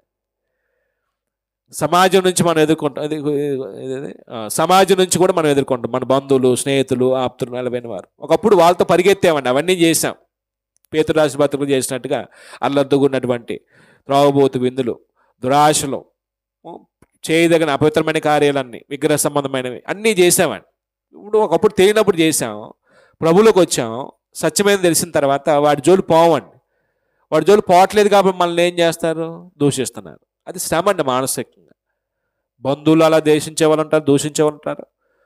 ప్రభుని నమ్మిన తర్వాత బంధువులు కోల్పోయిన వ్యక్తులు ఎంతమంది ఉన్నామండి మనలో? స్నేహితులు కోల్పోయిన వాళ్ళు ఎంతమంది ఉన్నారండి? కోల్పోయామన్నా? ఏం కోల్పోలేదా? నేను మాత్రం చాలామంది హృదయాల్లో ద్వేషాన్ని పెట్టాను అండి.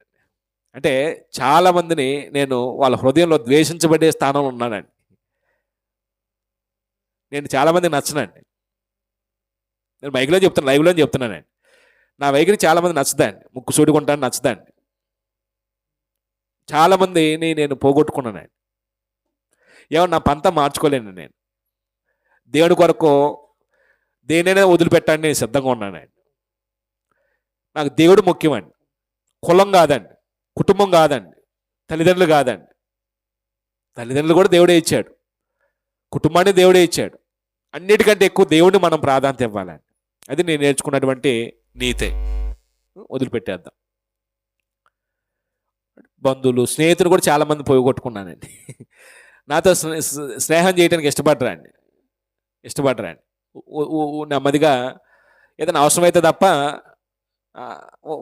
నాతో కలవడానికి ఇష్టపడరండి. అవసరమైతే ఫోన్ చేస్తారండి, నాకు అది అవసరం ఉంది, కొంచెం సహాయం చేయని. ఇంకంతే మన స్నేహాలు ఇప్పుడు అంతే అండి. స్నేహాలు ఎలా ఉన్నాయండి ఇప్పుడు? వాళ్ళు అవసరమైతే మనం వాళ్ళతో స్నేహం చేస్తారండి. అవసరం లేకపోతే ఆడెవడో మనం ఎవరో, ఇరుగు పొరుగు వారు వీళ్ళు కూడా అంతే అయిపోయారండి. ప్రభుత్వం నుంచి కొన్ని పరిస్థితులు ప్రతికూలంగా ఉన్నాయండి. రోమా చక్రవర్తి పరిపాలన కాలంలో ఉన్నటువంటి క్రైస్తవులు పడే శ్రమలు మనం చూడలేదు, కానీ నెమ్మదిగా అలాంటి వాతావరణం ఇప్పుడు మన భారతదేశంలో నెమ్మదిగా ఏమవుతుందండి, చాప కింద నీరులాగా వచ్చేస్తుందండి. ఒకప్పుడు ధైర్యంగా ఎక్కడికి వెళ్ళినా వాక్యం చెప్పే పరిస్థితి ఉందండి, ఇప్పుడు ఉందండి. ఇప్పుడు చాలా ప్రాంతాలు వ్యతిరేకత వచ్చేస్తుందండి. ఒకప్పుడు లేదండి, ఇంత వ్యతిరేకత లేదండి. స్వేచ్ఛకి ఎక్కడికైనా వెళ్ళి వాక్యం చెప్పుకునే అవకాశం ఉందండి. పల్లెటూరులో కూడా చర్చి బిల్డింగ్ కడితే తిట్టేస్తున్నారండి, కొట్టేస్తున్నారండి. తొమ్మిదికి వచ్చేసి మాకు ఇక్కడ ప్రార్థనా స్థలాలు అవసరం లేదు, మా మా ఊర్లోకి రావద్దు, వాక్యం చెప్పొద్దని గొడవడేస్తున్నారండి. మన భారతదేశంలో ఒకప్పుడు రోమిల పరిపాలనలో వ్యతిరేకత ఎలా ఉంటుందో అలాంటి పరిస్థితులు దేవుడు అనుమతిస్తాడే అనిపిస్తుందండి. అంటే ఇంత స్వేచ్ఛగా ఇంకా రాబో దినాల్లో వాక్యం ప్రకటన ఉన్నదండి. మీరు అనుకుంటున్నారు మా విశ్వాసం మాది కదా, ఎవరో ఏ ఆటంగా చెప్పలేరు అనుకుంటాం. కానీ దేవుడు అలాంటి పరిస్థితి అనుమతిస్తే ఎంతమంది నిలబడతారో అప్పుడు తెలిసిద్దండి. మీరు బైబిల్ పట్టుకుంటే మీకు రేషన్ ఉండదో, ప్రభుత్వం నుంచి ఏ పథకాలు ఉండవు అంటే ఎంతమంది ఆగిపోతామండి మనలో, ఏమండి? ఇప్పుడు మనం మీరేమనుకుంటాం మాట చెప్తానండి, స్కాలర్షిప్ పోయిద్దని మనం క్యాస్ట్ సర్టిఫికెట్లు ఏం పెట్టుకున్నామండి, అక్కడ తెలిసిద్దండి మన ఒరిజినాలిటీ. అంటే మనం క్యాస్ట్కి విశ్వాసానికి సంబంధం లేదు అయినప్పటికీ, కానీ మన ఇన్నర్ ఫీలింగ్ ఏంటండి, మన క్యాస్ట్ సర్టిఫికెట్లు అది ఉంటే మన పిల్లలకి స్కాలర్షిప్ రాదు. అది మనం వద్దులేని ఇంక వదిలిపెట్టేస్తాను. ఉద్యోగం పనిచేసే చోట్ల సంఘం అంటే ప్రతి సందర్భంలో ప్రతి విషయంలో మనం ఏం చేయబడతామంటే శోధించబడే పరిస్థితులు ఉన్నాయండి. నాకు శోధన రాదు అనుకోవడానికి అవకాశం లేదండి. అప్పుడు మనకు వచ్చే శోధనలో సామాన్యమైన శోధనలు ఏంటో వీటిలో చూసుకోవాలి, కఠినమైనటువంటి శోధనలు ఏంటో చూసుకోవాలండి. సామాన్యమైన శోధనలో నిలబడటం అలవాటు చేసుకుంటే నెమ్మదిగా మన స్థాయి ఏమైద్దండి, కఠినమైన శోధనలు కూడా నిలబడే స్థాయికి వెళ్తుందండి. సామాన్యమైన శోధనలోనే మనం నిలబడలేకపోతే కఠినమైన శోధనలు ఏం చేయలేమండి. సామాన్యమైన శోధన ఏం చెప్పండి, బ్రేక్ ఇస్తాను. సామాన్యమైన శోధన, సామాన్యంగా మనిషి కలిగే శోధనలో నిలబడుతున్నామో నిలబడట్లేదు అప్పుడు తెలిసిద్దండి. సామాన్యమైన శోధన, అతి సామాన్యమైన శోధన మన కుటుంబాలు ఏదైనా ఉందా? నేనున్నానండి, ఎవరికో ఎందుకు. నాకు టీ కాఫీ తాగే అలవాటు ఉందనుకోండి, ఇగోండి టీ అని నా బాధ ఇచ్చింది అనుకోండి, తాగి దాంట్లో షుగర్ ఏంటో మర్చిపోయింది పొరపాటు డబుల్లో, అప్పుడు తెలిసిద్దండి అసలు వ్యక్తిత్వం. బుద్ధి ఉందా లేదా అంటానండి, నువ్వే తాగి మొహాన్ని కొడతాను అంటానండి. అమ్మాయి షుగర్ ఏంటో మర్చిపోయా అమ్మాయి, అది ఎలా ఉండిద్ది, బుద్ధి ఉందా లేదా నీకు అంటాం ఎలా ఉండిద్దండి. పడిపోతాను లేదండి ఎక్కువ సందర్భాలు. అదండి నా పరిస్థితి, అదే మన పరిస్థితి. నేను అలాంటి సందర్భాల్లో కూడా కంట్రోల్ చేసుకుంటాను అన్న వాళ్ళు ఎంతమంది ఉన్నారు పురుషులు ఇక్కడ? పొరపాటున టీలో కాఫీలో షుగర్ వేయకుండా నా భార్య ఇస్తే అమ్మాయి మర్చిపోయా అమ్మాయి అడవుల్లో అని వెళ్ళి వేసుకొని కలుపుకొని తాగే మనసు ఎంతమందిలో ఉందండి? ఒక తలకాయ ఊగిందండి. తిట్టకుండా కోప్పడకుండా ప్రేమతో చెప్పే మనసు ఉందండి, ఉంటే ధన్యులమండి. బుద్ధి ఉందా లేదా నీకు, నీ మొహంలో ఉన్నాయి ఇవి. పడిపోయాం లేదండి, పడిపోయాం. అది చిన్న అల్పమైందండి, కఠినమైందేం కాదు అక్కడ.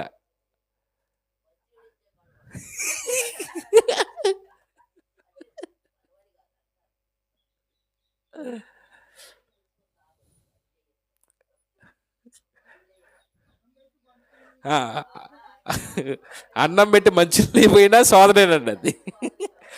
అక్కడ కూడా దేవుడు పరీక్షించాడు, ఎంత సహనం ఉందా లేదా. దేవుడు ఏం చేశాడండి, ఆవిడ ద్వారా పరీక్షించాడండి. వెంటనే ఏమవుతామండి, లేచిపోతామండి.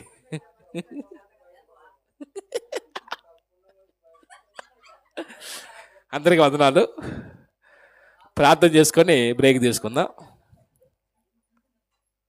ఈ సామాన్యమైన శోధన నుంచి కఠినమైన శోధన ఎలా వస్తాయో వాటిని ఎలా అధిగమించాలో బ్రేక్ తర్వాత కొద్ది సమయం ఆలోచిద్దాం. ప్రార్థన.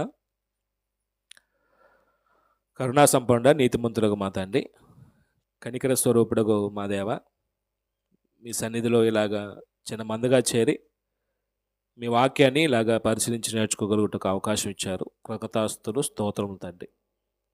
మీ పిల్లలుగా మేము క్రీస్తు యేసునందు మా విశ్వాస సంబంధమైన జీవితంలో ఆత్మీయంగా అభివృద్ధి చెందుటకు మీరు మాకు ఇస్తున్నటువంటి అవకాశాలు, ఈ వాతావరణ పరిస్థితులు, సంఘ వాతావరణాన్ని చక్కగా సహోదరులు సహోదరులు వినియోగించుకుంటూ క్రీస్తు యేసునందు సంపూర్ణ అవుటకు సాగిపోగలిగే భాగ్యము కలుగు చేయమని ప్రార్థన చేస్తున్నాం. మేము ఈ భూమి మీద అనేక సందర్భాల్లో అనేక పరిస్థితుల్లో మేము శోధనలో ఎదుర్కొంటూ ఉన్నాం, శ్రమ పడుతూ ఉన్నాం. అది ఎలాంటి శ్రమలో ఎలాంటి శోధనలు మాకు సంభవిస్తూ ఉన్నావో అర్థం చేసుకోగలిగే జ్ఞానము మాకు దయచేయండి.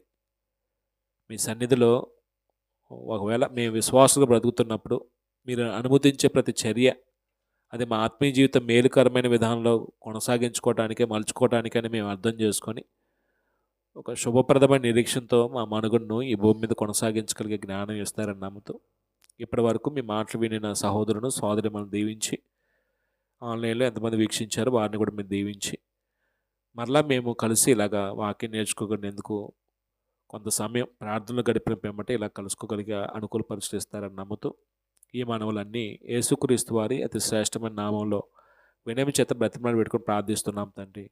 ఆమేన్. మీ అందరికీ వందనాలు.